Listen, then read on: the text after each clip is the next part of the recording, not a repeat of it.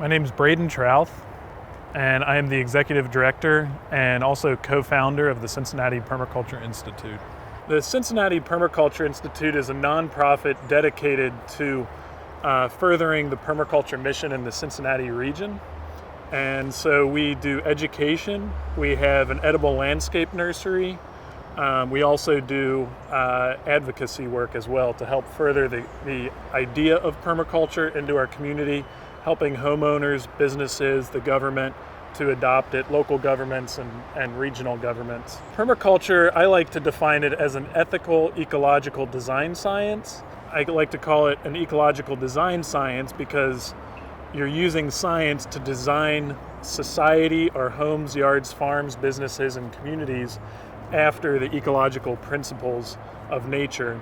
So the Cincinnati Permaculture Institute, because we're a nonprofit, we really focus on getting plants, fruit trees, nut trees, berry bushes into the community at a low cost so that we can build food resilience within our community, especially low work food, which is what fruit trees and nut trees and berry bushes, rather than your annual gardens, which are a lot of work.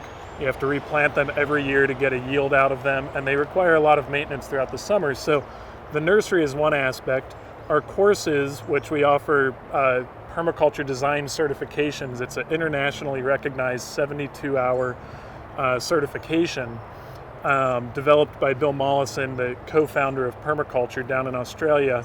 And so we've trained well over 150 students in that certification. And the last piece is the advocacy. And advocacy is really helping promote the ideas of permaculture and sustainability throughout the community. So the nursery was started about 9 years ago. We started training people about 12 years ago or 11 years ago here in Cincinnati. And after a couple years, we realized that we didn't have the sources of plants to support our students to plant these plants in the community. So we realized that there was an opportunity here to support our students to help further the mission. And so we started the nursery with that intention to actually go through and make available cheap, low-cost, reliable plants that are disease-free or as disease-free as possible, productive, pest-free, and maintenance-free ideally. And so we carry 165 perennial edibles. They range from nut trees, chestnuts, hazelnuts, heart nuts, butternuts. There's a few other obscure ones, to common fruits like your apples and peaches and pears. A lot of the cultivars are ones you may not have heard of before, simply because they're disease resistant and they're not grown in industrial models. And so we have a whole diversity of plants so that people can go and plant perennial forest gardens in their yards, or do edible landscaping in their yards, or do forage gardens around the city, or even design farms with these plants so that farms can basically increase their yield while reducing their ecological footprint and reliance on pesticides, herbicides, fungicides, tractors, and things like that.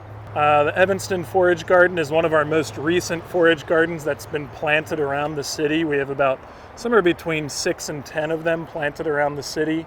So we're addressing food insecurity with this project that is very common in low-income neighborhoods.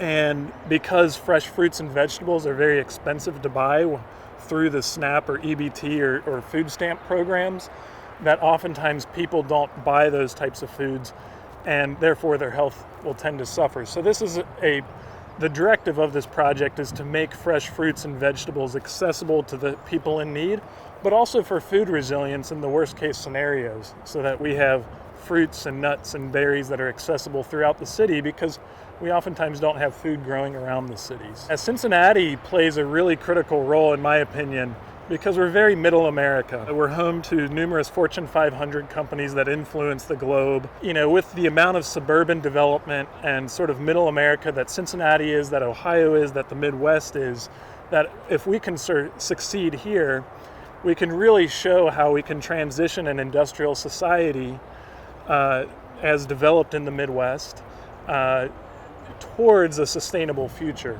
And so we just encourage you to get on board. The writing's on the wall that there's a transition that is majorly needed, And permaculture really seems to have a lot of the answers, if not most of the answers, and a lot of that is through the ecological design process, because nature has worked for 2 billion years, and we just design after nature, and we understand how it works, and we design after it, and from that we can create a regenerative, mutualistic, symbiotic future that works for not just ourselves, but everyone and every living being on the planet, and create a very productive, biodiverse future for everyone and everything.